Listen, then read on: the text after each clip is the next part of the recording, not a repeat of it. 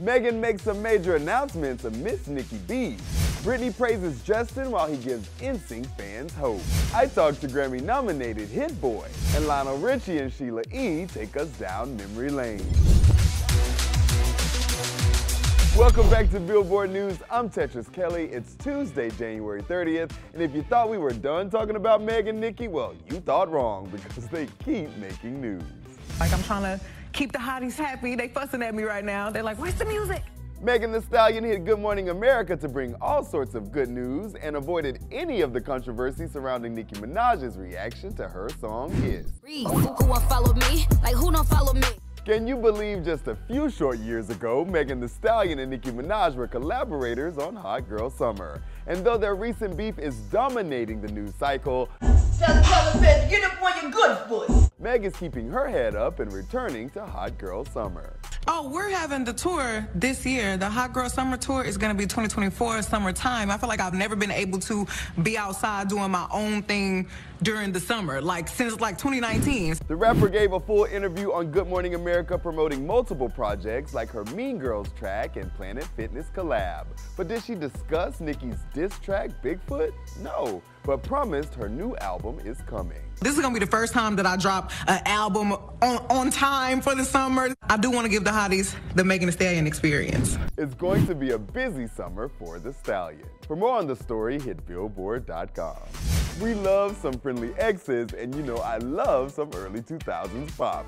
So this next story is hitting that sweet spot. Hold up, Britney Spears is not mad at Justin Timberlake, or is she? As the NSYNCer says new music from the group is coming while talking to the American Idol. Welcome back to the year 2000, everybody, and I got your news. Yeah, we've been in the studio, so there may be a little. Okay, that's what I was gonna ask. Okay. Too. Yeah. Thank you, JT. He hit the Kelly Clarkson show to tease that he and NSYNC worked on more music than their Troll song, Better Place. Just let me take it to a better place. And when it comes to his new single, Selfish, I want every bit of you. I guess I'm selfish. Britney Spears fans tried to steal the thunder. They purchased and streamed Selfish from Britney's 2011 Femme Fatale album enough that for a while its placement was higher than JT's new song on iTunes. But Brit said not so fast, posting on IG. I want to apologize for some of the things I wrote about in my book. If I offended any of the people I genuinely care about, I'm deeply sorry. I also wanted to say I am in love with Justin Timberlake's new song, Selfish. It's so good. The post has since been deleted. This was all after she said some not great things about him in her book that Spotify just updated us on, saying, Britney Spears' memoir, The Woman in Me, is the #1 listened to title on Spotify. Streams of Britney's music on Spotify increased by nearly a third in the week following her book's release. I say streaming me some Brit. What are your thoughts on this saga? Last night, Billboard's own Melinda Newman hit the red carpet to talk to Lionel Richie and Sheila E. to get their first-hand account of making We Are the World. What a moment. Take a look. We are the world. We are the children. We Are the World is one of the greatest music moments of all time, and Netflix's new documentary, The Greatest Night in Pop, dives into it with first-hand accounts from the artists themselves. Lionel Richie says he was brought on because the project started off as white folks saving black folks, and Harry Belafonte asked for his help in finding black folks to save black folks. So I made a phone call that evening to Quincy. I call it Mr. Connected to Everything. And he said, well, let's call, who are you going to call? I said, I'm going to reach out to Stevie. We'll figure out what we're going to do. So he said, I'll see Michael on Monday. I'll run it by him. And we didn't really know what it was going to be. We just knew that Stevie, Michael, Lionel, Quincy. That was going to be it. And we didn't think of anything else. Of course, the song brought together legend after legend, including Sheila E., although she discovered that they brought her in for her connection to Prince.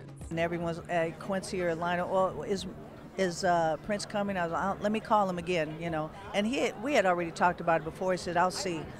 So I talked to him throughout the night while we were, you know, singing and getting things together. And then it was getting later and later because I was promised I was going to sing one of the solos. And it got later and later, and it just never happened. And that's when I felt like okay, well, we're already done. I was just sitting around for hours waiting.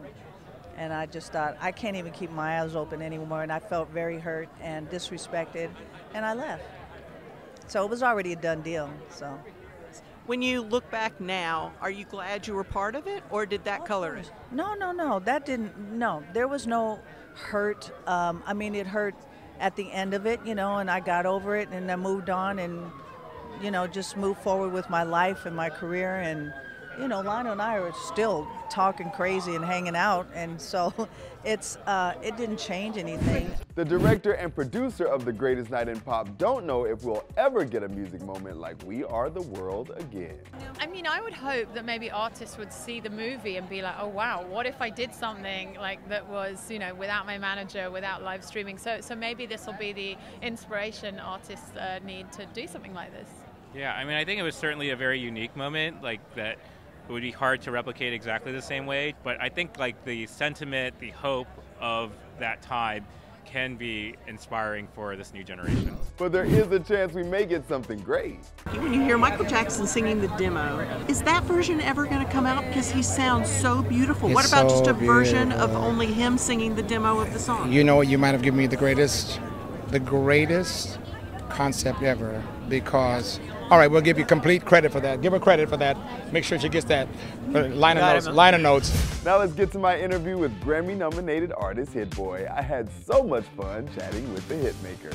Talk about this Grammy nomination, your 11th nomination, Producer of the Year, non-classical. Does it hit any different on your 11th time? Oh man, it's crazy because I didn't expect to.